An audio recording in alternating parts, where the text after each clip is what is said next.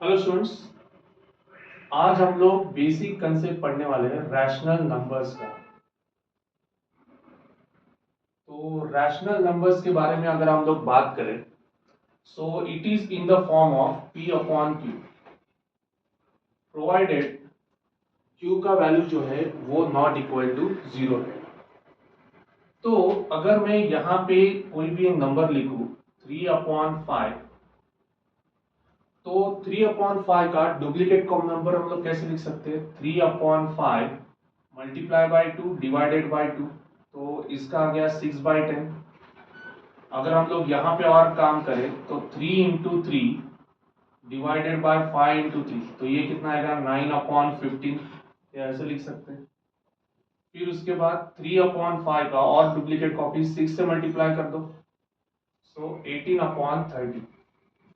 ये तीनों के तीनों जो नंबर है वो रैशनल नंबर्स ही, प्रोवाइडेड ये अलग अलग फॉर्म में लिखे गए। अभी इन सब का अगर मैं असेंडिंग ऑर्डर या डिसेंडिंग ऑर्डर के बारे में चर्चा करें हम लोग, तो असेंडिंग ऑर्डर मतलब क्या? जो हम लोग सबसे छोटा है वो लेफ्ट साइड में लिखेंगे, सबसे बड़ा है वो राइट साइड में लिखेंगे। तो अगर हम लोग यहाँ पे बात करें, मैं यहाँ पे लिख देता हूँ, मैं 7/9 लिख देता हूँ, और दूसरा में लिख देता हूँ 6/7 लिख देता हूँ। और मैंने आपको बोल दिया कि अरे इन दोनों में सबसे बड़ा कौन सा है और छोटा कौन सा है। अभी कंपैरिजन करने के लिए डिनोमिनेटर तो सबका सेम चाहिए दोनों का। तो हम लोग यहाँ पे एक काम करते हैं, 7/9 है, इसको मैं मल्टीप्लाई करता हूँ 9 से और 7 से, और इसको भी 7 से मल्टीप्लाई करता हूँ। इसको 6/7 है, इसको मैं 9 से मल्टीप्लाई करता हूँ और इसको भी 9 से। तो 7 × 7 49/63, इसका क्या आएगा 54/63।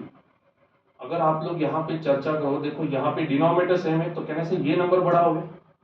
तो इनडायरेक्टली हम लोग क्या बोलेंगे, 7/9 और 6/7, इन दोनों में बड़ा नंबर कौन सा हो गया डियर? 6/7। अभी अगर मैं दो नंबर्स का एडिशन कर रहा हूं, तो दो नंबर्स का एडिशन हम लोग किस तरह से कर सकते हैं? अगर हम लोग काम करें इसके बारे में कि दो नंबर्स का हमने को एडिशन करना है, दो नंबर्स का एडिशन, दैट इज अगर मैं काम करूं 3/5 प्लस 7/8, कोई भी एडिशन करने के लिए डिनोमिनेटर दोनों का सेम चाहिए। तो डिनोमिनेटर सेम चाहिए तो क्या करूं, 3 × 8 divided by 5 × 8 plus 7 × 5 divided by 8 × 5। सो 3 × 8 कितना आएगा 24/40 प्लस 35/40। तो आपका जो आंसर आएगा वो कितना आएगा बच्चा यहाँ पे 65, दैट इज 69/40। दूसरा, अगर हम लोग यहाँ पे सब्सट्रैक्शन करें, सब्सट्रैक्शन कर रहे हैं बच्चा हम लोग 17/20 माइनस 10/25। तो पहला हम लोग काम करते हैं 20 और 25 में कुछ कॉमन फैक्टर है क्या? 2 × 2 4 × 5, और 25 को कैसे लिखेंगे? 5 × 5, दोनों में कॉमन क्या है बच्चा? 5। तो यहाँ पे हम लोग एलसीएम कैसे लिखेंगे? से 5 × 5 × 4, तो बच्चा आपका आंसर क्या आएगा 20 × 5, दैट इज 100। तो ये जो नंबर है इसको हम लोग किस में कन्वर्ट करेंगे? 100 में। तो कहने से 17 × 5 divided by 20 × 5 minus 10 × 4 divided by 25 × 4। तो 17 × 5 कितना आता है बच्चा? यहाँ पे 85/100 माइनस 40/100।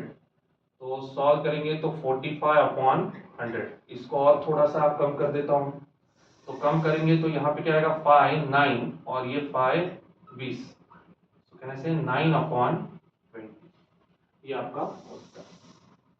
अभी यही इसमें हम लोग काम करते हैं बच्चा मल्टीप्लिकेशन एंड डिवीजन।